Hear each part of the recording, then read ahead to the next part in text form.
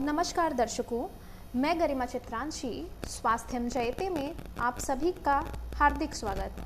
दर्शकों, आज हमारे साथ हैं केजीएमयू के मानसिक चिकित्सा विभाग के एसोसिएट प्रोफेसर डॉक्टर आदर्श त्रिपाठी सर। और सर, आपका बहुत बहुत स्वागत है हमारे साथ इस चर्चा में। थैंक यू वेरी मच मुझे इन्वॉल्व करने के लिए। सर, जैसा कि आजकल हम सुन रहे हैं या देख रहे हैं कि सुसाइड के केसेस लगातार बढ़ते जा रहे हैं, यहाँ तक कि यंग जनरेशन में भी हम बहुत सारे ऐसे केसेस सुन रहे हैं। तो सर, इसका कारण क्या है? जी चित्रांशी जी, जो ऑब्जर्वेशन है आपकी वो ठीक है। अभी हम लोग देख रहे हैं, देखिए कि पूरी दुनिया में सुसाइड से होने वाली मौतों का परसेंटेज इन जनरल थोड़ा सा बढ़ रहा है और हिंदुस्तान में भी ये बढ़ोतरी देखी गई है।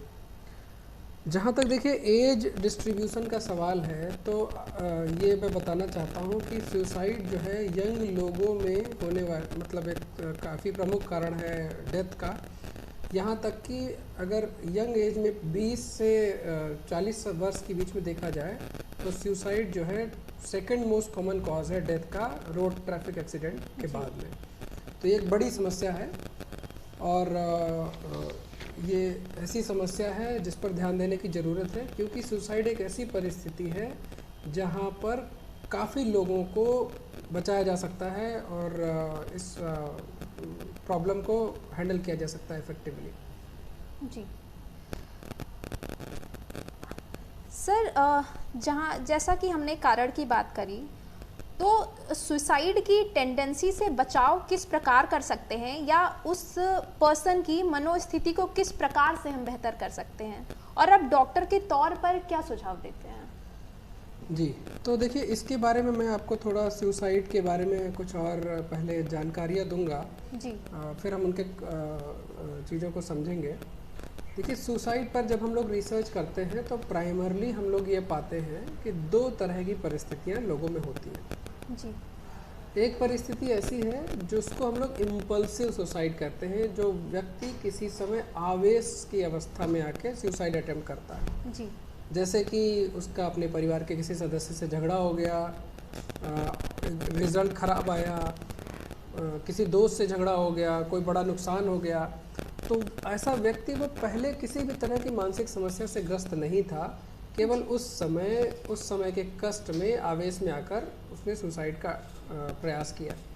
जो हम लोगों ने यहाँ पर रिसर्च करी है लखनऊ में केजीएमसी में, तो हम ये देखते हैं कि जितने भी लोग सुसाइड अटेम्प्ट के साथ एडमिट होते हैं, मतलब उन्होंने आत्महत्या का प्रयास किया, उसमें से लगभग 70% लोग ऐसे होते हैं जिनमें किसी तरह का और कोई मानसिक रोग या समस्या नहीं है, बल्कि वो आवेश में आकर इस तरह की परिस्थिति में पड़ रहे हैं जी।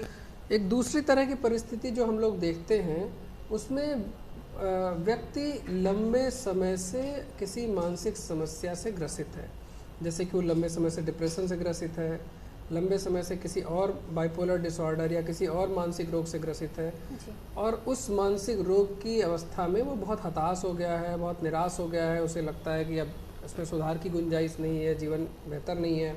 या कई बार ऐसे लोग जैसे जिनको कैंसर है और बहुत पेनफुल है कंडीशन, या उनको कोई ऐसी और बीमारी लीवर की खराबी है जिनमें उनको लगता है कि जीवन बहुत ख़राब हो गया, सुधार की गुंजाइश नहीं है जी। या कई ऐसे वृद्ध लोग बिल्कुल जो एकाकी जीवन जी रहे होते हैं, उनको समझ नहीं आता कि कैसे चीज़ें बेहतर करनी है।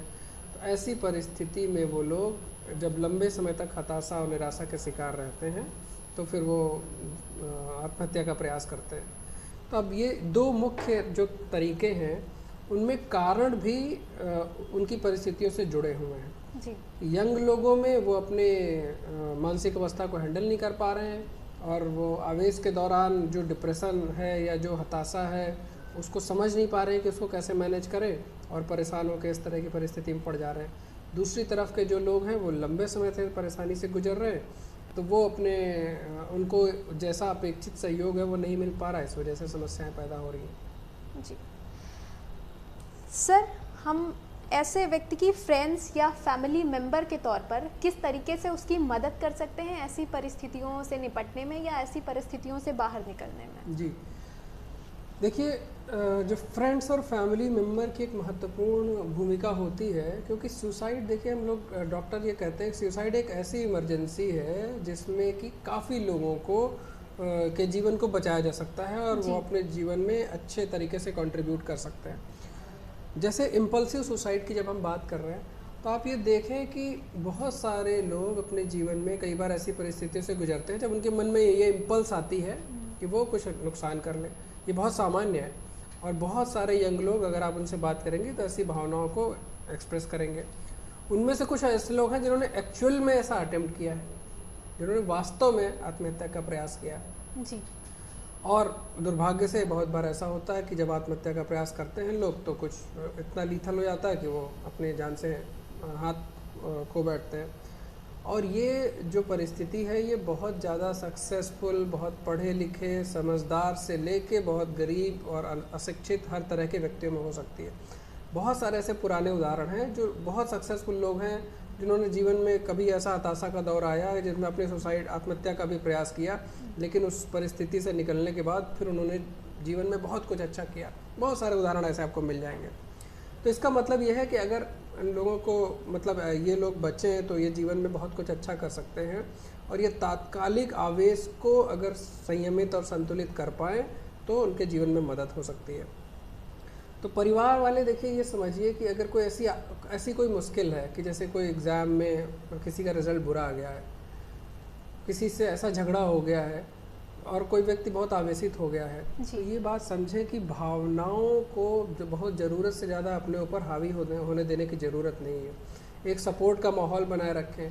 परिवार में ऐसा माहौल होना चाहिए कि बच्चे को या नवयुवक को ये लगे कि वो अपनी बात कह सकता है और उसकी बात सुनी जाएगी।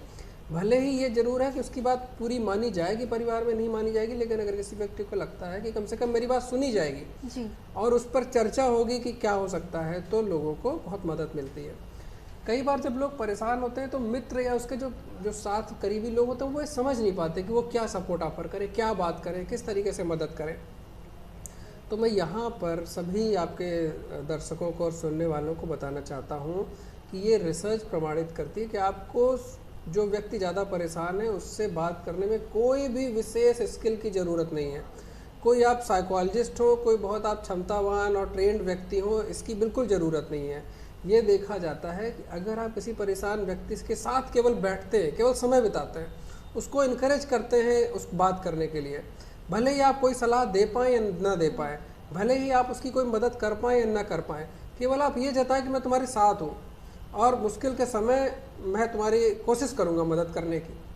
तो केवल इतना भरोसा और इतना संबल बहुत सारे लोगों को जो एक्सट्रीम निगेटिव इमोशंस और एक्सट्रीम हताशा जिसकी वजह से वो लोग ऐसा कदम उठाने के लिए मजबूर हो जाते हैं, इससे बचाने में मदद करता है। ठीक है जी। दूसरी जो परिस्थिति की मैंने बात करी कि जब कोई व्यक्ति लंबे समय से परेशान चल रहा है, अक्सर देखिए ये होता है कि ऐसे लोगों में, जो ये दूसरे तरह के जो लोग सुसाइड करते हैं, ऐसे लोगों में पाया गया कि उनमें मानसिक रोगों का प्रेवलेंस बहुत ज़्यादा होता है। रिसर्च ये कहती है कि ऐसे लोगों में लगभग 90% लोग किसी न किसी मानसिक रोग के शिकार हो सकते हैं और जो सबसे कॉमन रोग है वो डिप्रेशन का रोग है। जो मानसिक रोग हैं उसके बारे में देखिए ये समझने की ज़रूरत है कि इन रोगों का अगर समुचित समय पर सही ढंग से इलाज कराया जाए तो लोगों को मदद मिलती है, वो अपने डिप्रेशन से बाहर आ सकते हैं और अपनी परिस्थितियों में ज़्यादा बेहतर कर सकते हैं। अगर कोई व्यक्ति और किसी तरह की परिस्थिति में भी है, जैसे कि बहुत कैंसर से जूझ रहे हैं या किसी ऐसी बीमारी से जूझ रहे हैं जिसका कोई वो नहीं मिल रहा है जी। तो भी देखिए कुछ स्पेसिफिक साइकोलॉजिकल सर्विसेज होती हैं, साइकोलॉजिस्ट होते हैं जो ट्रेंड होते हैं, जो आपको जो मुश्किल परिस्थितियों में कैसे सपोर्ट दिया जाए, सपोर्टिव साइकोथेरेपी कैसे करी जाए, और जो भी अगर मुश्किल समय भी है तो उस समय भी अपने जीवन को ज़्यादा मीनिंगफुली कैसे जिया जाए, उसके बारे में उनकी ट्रेनिंग होती है। तो उनकी मदद से इस परिस्थिति को बेहतर किया जा सकता है। जी सर, सबसे अंत में मैं आपसे ये जानना चाहूँगी कि आप हमारे माध्यम से हमारे श्रोताओं को क्या संदेश देना चाहेंगे?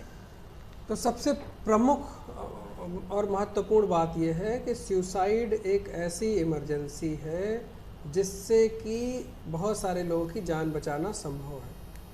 अगर लोग थोड़े संवेदनशील हो जाएं, लोगों को ये पता हो कि अगर कोई दूसरा व्यक्ति परेशान है तो उससे बचने की या उससे डरने की ऊपर ये ज़रूरत नहीं है कि मैं बात ना करूं वरना मैं भी परेशान हो जाऊंगा।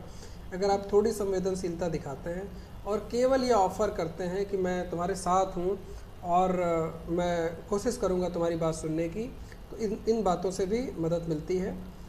तीसरी बात यह है कि जैसे मैंने पहले भी बताया कि मानसिक रोगों का प्रेवलेंस कुछ स्पेसिफिक परिस्थिति में ऐसा हो सकता है, तो मानसिक रोगों से डरने की, शर्म करने की, संकोच की बिल्कुल ज़रूरत नहीं है। अगर किसी व्यक्ति को ऐसा लगता है कि मानसिक रोग की समस्या है तो उसे एक अच्छे मानसिक रोग के डॉक्टर के पास ले जाएं, उसका इलाज कराएं, उसको साइकोलॉजिकल सर्विसेज प्रोवाइड कराएं, उससे उसकी परिस्थिति में सुधार संभव है और चीज़ें बेहतर हो जाती हैं। जी सर, हमारे साथ इस चर्चा में जुड़ने के लिए आपका बहुत बहुत धन्यवाद।